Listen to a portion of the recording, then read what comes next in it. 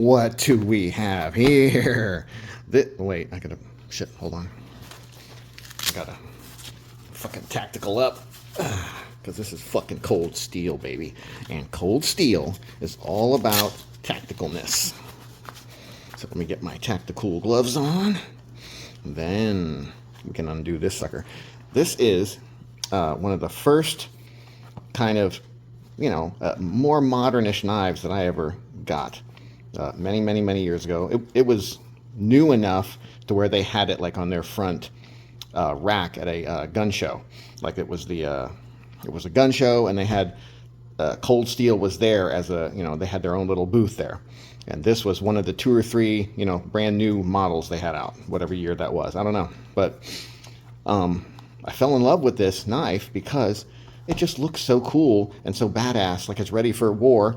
And then I picked it up off the table and I was looking at it and I was like, man, this thing looks so sharp. I was about to kind of touch the blade. I'm like, shit, if I touch the blade, it's going to cut me. I know it. So, but I just poked the tip of it with my finger like this. And then blood just started squirting out of my finger. Not squirting, but dripping out of my finger. So I was like, fuck, shit. And I like held it and then like kind of wiped the blood off. And then I had to buy it. I think I paid way too much money for it. I think it was like $90, something like that. I think they're less than that today. I think I got this guy for, shit. What did I get it for? I think it was only like 55, something like that. And it's they've upgraded the steel because back then it was AUS 8.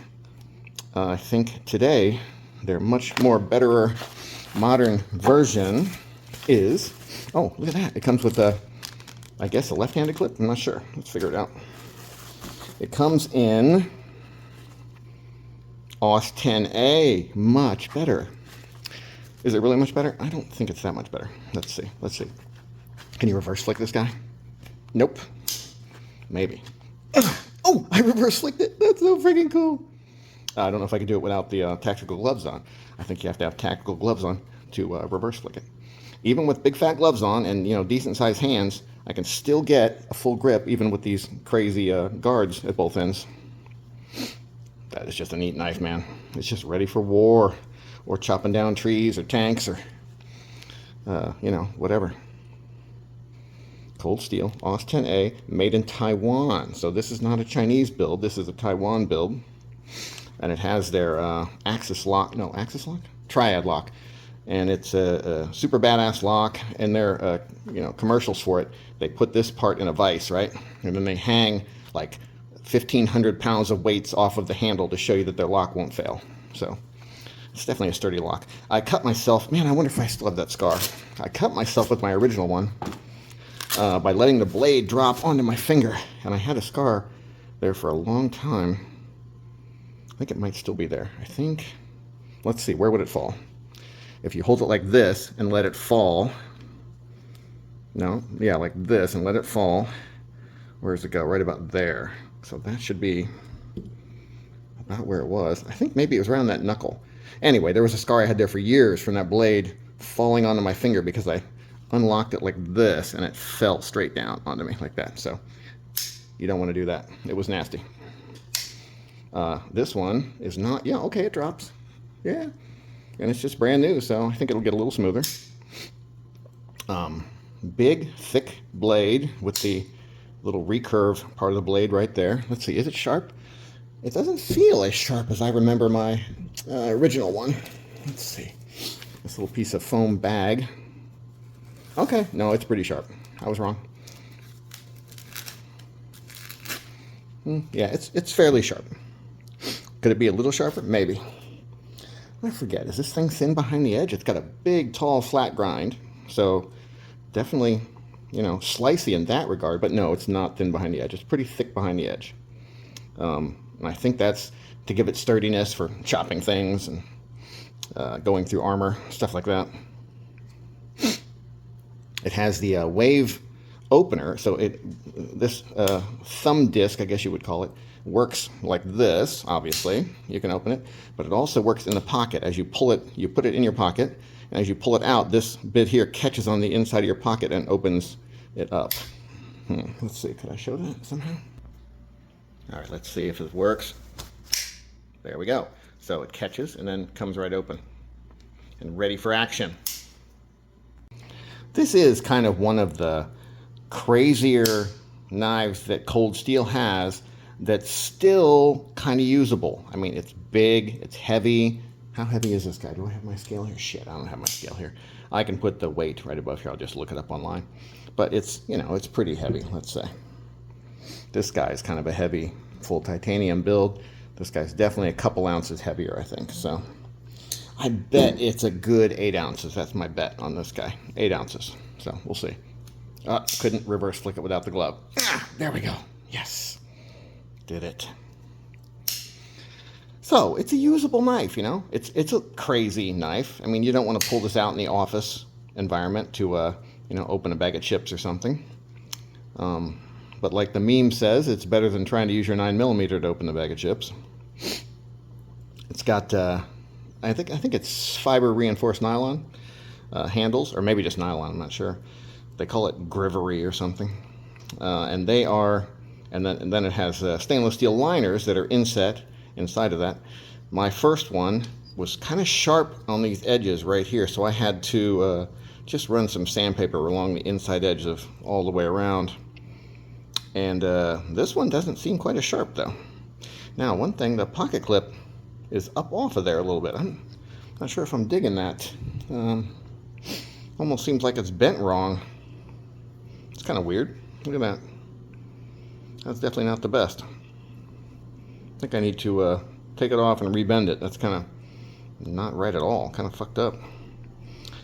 The lock is a back lock, and it is very strong. You have to push it way in and put about 20 pounds of pressure on it to get it to release. So like here, nope, not releasing. Here, nope, not releasing. There, it releases. I think after some time, it gets a little bit worn in. It's a little better. Is that edge a little sharp? Let me see. Nah, not really. I feel something. It might be that edge right there. Feels like that edge right there is a little sharp. A little bit of a hot spot right there and right there too. It's not bad though. Pretty good ergos. I mean, it feels like a nice handle that's not going to come loose on you. I think on mine, it kept getting caught in my pocket right there in between the blade and that disc or square, whatever you want to call it. So I took it off and angled up the end a little bit so that it would catch easier and release easier from the pocket. Thing is such a beast, man. That nice rounded part of the blade there, definitely good for chopping. And this part, good for catching, you know, if you want to take a stick and sharpen it into a spear, you know, to kill mountain lions and such. It's great for that. I mean, it's definitely a conversation piece knife, you know. Like someone needs a pocket knife and you whip this thing out. I have a cut on my thumb right there, so that actually hurts a lot. Not from this, from something else. Let me see. Can I poke my finger and get blood? I went like this. Damn. That actually did hurt. Did it cut? Damn, no blood. But it did actually hurt. It felt like maybe there would be some. No, not quite. Boy, I bet I could do it really easy, though, if I just pressed a little bit harder. The tip is very frickin' sharp. And the edge is pretty damn sharp, too. Got a pretty nice sound to it. That's nice. On the close, too. Oh, look at that. Dead center. Very nice. Very good. Nice stonewash finish on the blade. It looks really well machined. Well done. You can see that lock drop in and then force the tang of the blade up against that stop pin. So it just goes nowhere, and the stop pin goes all the way through the metal frame and then into the grivery there, along with these pins here too, and then bolts all the way down this back spacer. Yeah, it's a little sharp right there. That's where the sharpness is. It just needs a little touch up with sandpaper or something. I'll have to take it apart and get that, or else I'll scratch up this part, which is a nice kind of a bead blasted finish on this back lock. There you can see how big that little tang is, that catch on the tang that catches and keeps the blade open. You would have to, you know, hang a truck from it to break it, basically.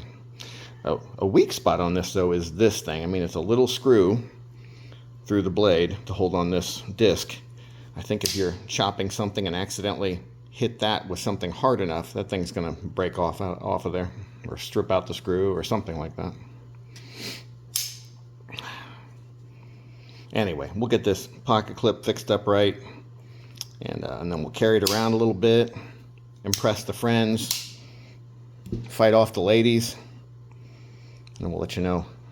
I haven't actually carried one in years and years, so we'll see if it's actually a usable knife or not.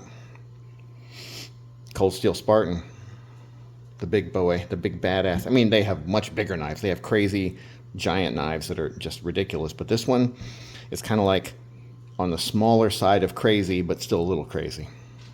Cold Steel Spartan. Have a nice day.